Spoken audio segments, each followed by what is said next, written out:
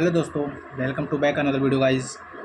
आज हम देखने वाले हैं स्टॉक मार्केट का बेसिक, जो कि ट्रेडिंग करने के लिए, स्टॉक मार्केट में इन्वेस्ट करने के लिए बेसिक हमें मालूम होना बहुत ज़रूरी था। ठीक है, आज हम बेसिक उसके बारे में जानेंगे। तो चलो बिना देरी किए हुए स्टार्ट करते हैं बेसिक स्टॉक मार्केट के बारे में। ठीक है, तो चलो स्टार्ट करते हैं। तो फर्स्ट है मेरा स्टॉक मार्केट। स्टॉक मार्केट में बेसिकली दो एक्सचेंज होते हैं मेजर। ठीक है, जो एनएससी होता है और एक बीएससी होता है। जो एनएससी का मतलब है नेशनल स्टॉक चेंज एक्सचेंज। ठीक है, और बीएससी का मतलब है बॉम्बे स्टॉक एक्सचेंज। ठीक है, और इन दोनों में जो सिक्योरिटी होती है वो सेबी रखता है। ठीक है, इन दोनों की सिक्योरिटी, जो लेन देन ट्रांजेक्शन सारी सेबी देखभाल करता है। ठीक है, तो चलो और आगे चलते हैं हम फटाफट।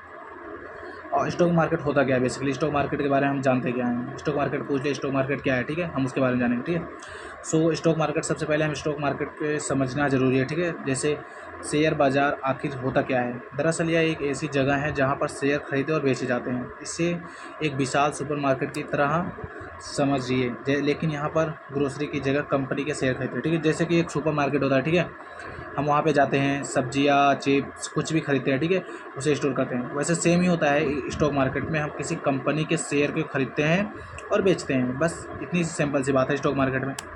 तो हम चलते हैं आगे और एनएससी और बीएससी के बारे में फुल डिटेल में समझते हैं। ठीक है, एनएससी नेशनल स्टॉक एक्सचेंज होता है और बीएससी का मतलब बॉम्बे स्टॉक एक्सचेंज होता है। ठीक है, और एनएससी में निफ्टी 50 है और बहुत सारी कंपनियां हैं, लेकिन टॉप की कंपनी निफ्टी 50 है। जैसे इसमें मोस्ट लार्जेस्ट कंपनी 50 है ना, उसको इसमें कंबाइन किया गया है नेशनल स्टॉक एक्सचेंज में।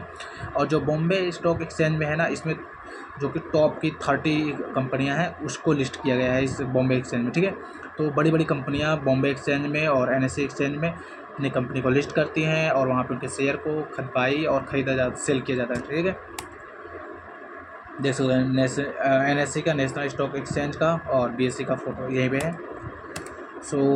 हम सेबी के बारे में जानते हैं। SEBI the security and the exchange board of India.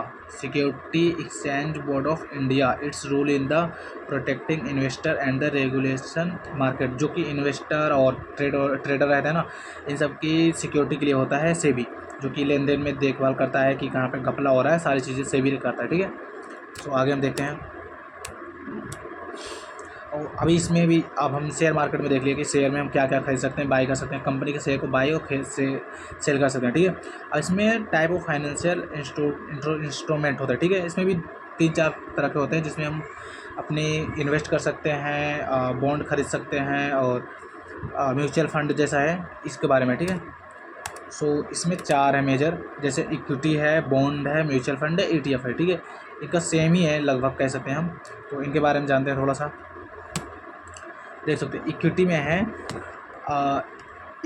Equity क्या बोलते हैं, इक्विटी यह सबसे सामान्य होता है किसी कंपनी में हिस्सेदारी लेने के लिए हम इक्विटी का यूज़ करते हैं।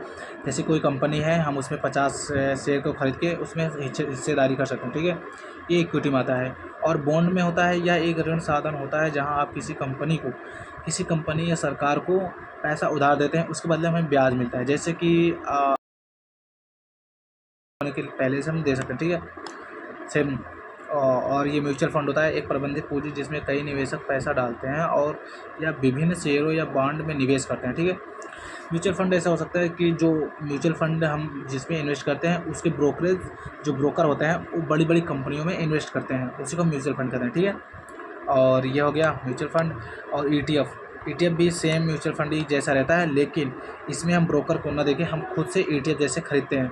जैसे कोई कंपनी बैंक निफ्टी है, उसकी भी 25,000 चल रही है। ठीक है, अभी वो मार्केट डाउन हुआ, अभी 24,000 पर आ गया, तो हम ETF के अकॉर्डिंग उस 24,000 में हम बाई कर लेंगे। फिर वो मार्केट को वेट करेंगे 2-4 दिन, फिर वो नीचे आएगा, फिर ETF के अकॉर्डिंग बाई कर लेंगे, फिर से ये हमारा ETF में आता है। ठीक है, ये रहा हमारा स्टॉक मार्केट में बेसिक चीज़।